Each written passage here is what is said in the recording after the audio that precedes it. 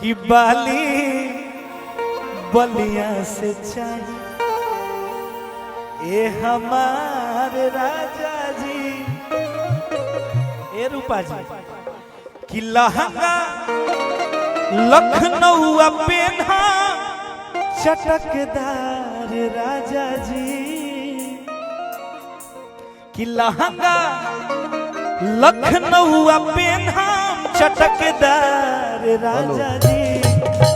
अब ये बोला बाबा हमारे आदरणीय राकेश बाबा जो वहीं से गोलू बाबू रोहित भैया स्वागत बा बैठ जाए सब कोई के स्वागत बा प्रणाम बाबा कि बाली बलिया से चाहिए ए हमारे राजा जी बाली बलिया से चाहिए ए हमारे राजा जी लहंगा लखनऊ पेन्हा चटकदार राजा जी लहंगा लखनऊ पेन्हा चटकदार राजा जी बाली बलिया से चाहिए ए हमारा राजा जी बाली बलिया से चाहिए ए हमारे राजा जी। पुरस्कार हमने के ये कौन स्टाइल हमारे पुरस्कार हमने के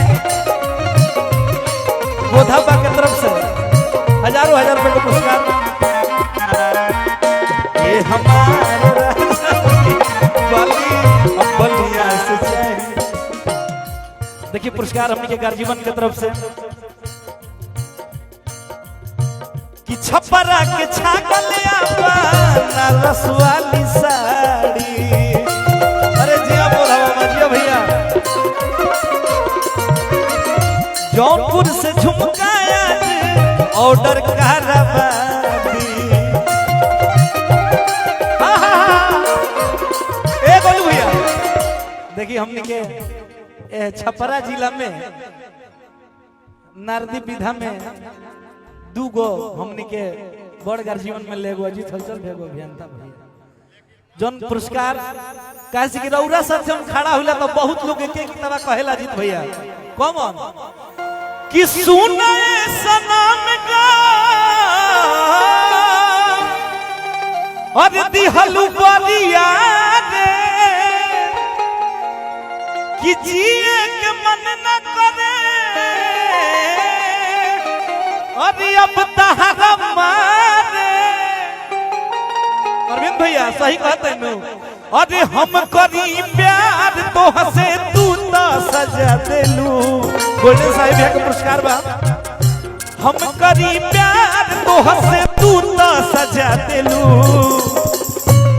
तो हर दिल हक चार कतही लगा लो तो हर दिल हक चार कतही लगा लो सुने सनम का दिहल बलिया रे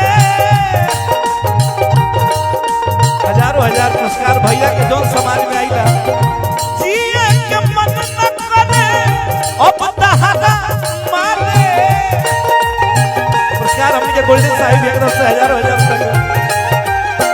कि हम करी प्यार तो हसे तू तो सजा देलू कि हम करी प्यार तो हसे तू तो सजा देलू तुहर दिल हक चार कतही लगा लेलू तुहर दिल हक चार कतही लगा लेलू। पुरस्कार हमने के अजीत भैया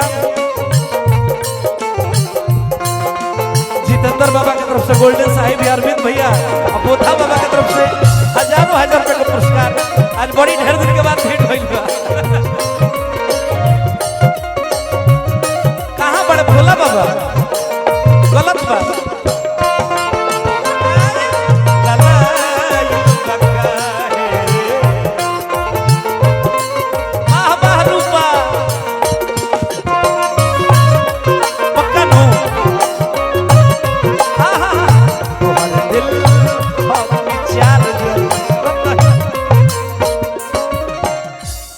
भाव बा बोधा बाबा के फरमाइश आ गई अरे कहना का भइल बा सोना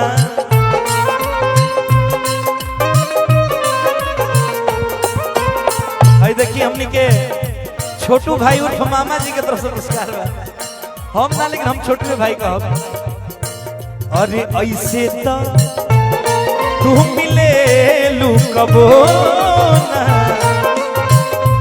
पुरस्कार के हजारों हजार रुपया के। चांद चेहरा मुरझाइल बका है।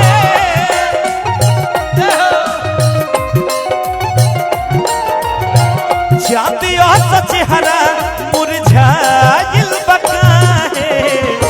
अखिया लोराइल ललाइल बका है। अखिया लोराइल ललाइल बका है।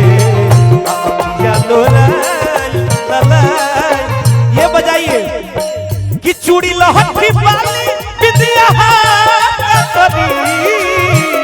चूड़ी लहठी वाली बिंदिया करी। जब घर ही नहीं पिया तो सिंगार का करे। जब घर ही नहीं पिया तो सिंगार का। हमने के पुरस्कार विपिन ओझा भैया, विपुल चौबे, चंदन ओझा और हमने के देखी भोला बाबा।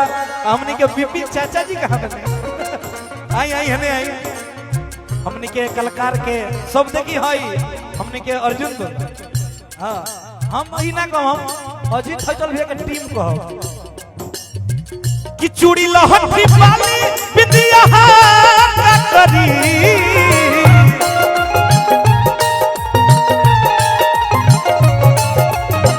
कि चूड़ी लहठी वाली बिंदिया करी। जब घर ही नहीं पिया तो सिंगार का करी। जब घर ही नहीं पिया तो सिंगार का करी। तोहर दिल हो कि प्यार जो कहीं लगा ये हो।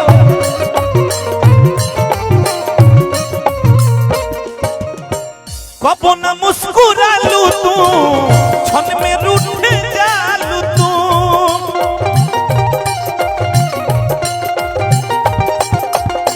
जन्नत जैसे दिया होके ओइसे बुझ जालू तू।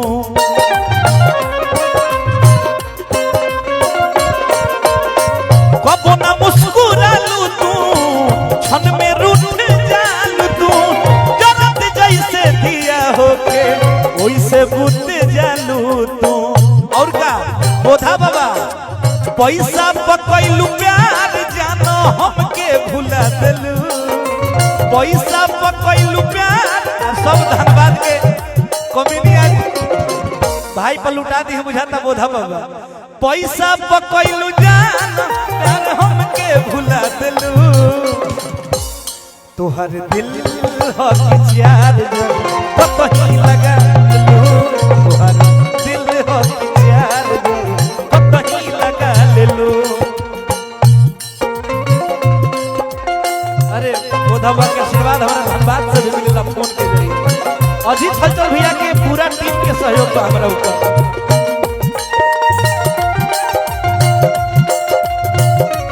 वाह वाह।